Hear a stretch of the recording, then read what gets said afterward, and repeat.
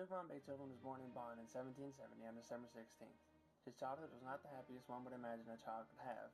His father, who was also a musician for the court of the Archbishop Elector of Cologne, kept his hands busy with the drink in hand rather than an instrument, and often gave his family more than their fair share of personal hardships. Besides having an alcoholic father, Beethoven's father also knew of his son's aptitude for music. Because Beethoven's father knew about his musical aptitude, he had dreams that his son would become the next Wolfgang Mozart. This led to rigorous musical training and, as a result of said training, resulted in Beethoven's childhood having little time for actual childhood interests. Instead of playing with his friends, his playmates were the piano, organ, and viola. By the time Beethoven was 17, and with the help of Nev, he was able to go to the musical city of Europe, Vienna. His time in Vienna was not wasted. While there, he was able to meet Mozart in the height of Mozart's career, and was also able to impress Mozart with his skill on the piano.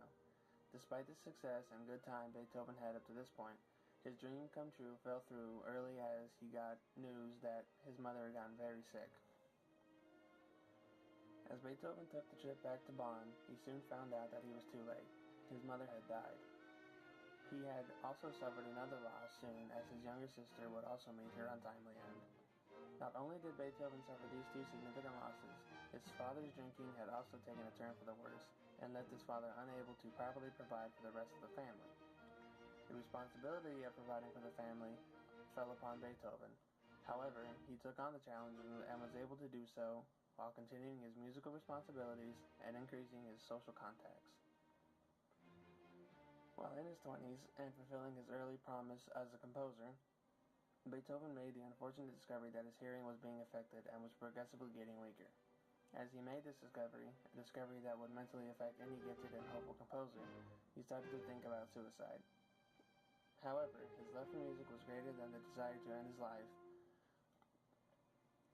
a life that he had fought so hard to get.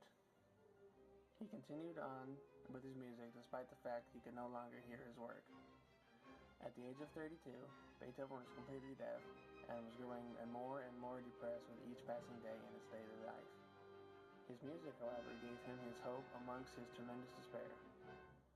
Throughout a life filled with tragedy and dreams and music and compositions and symphonies, Beethoven died on May 26, 1827, due to a post-hepatotic cirrhosis of the liver. Thus came an end of one of the greatest composers who have ever existed. I feel like I understand where Beethoven found his inspiration to start composing in the first place. I have loved music ever since I can remember, and I have my own set of songs and albums for every mood that I'm in. And even though this may not have been the reason Beethoven started, I feel like he kept going on because he loved music so much. He just couldn't stand the thought of a life without music, or working on music or creating music for other people, even though he himself could not hear his own work.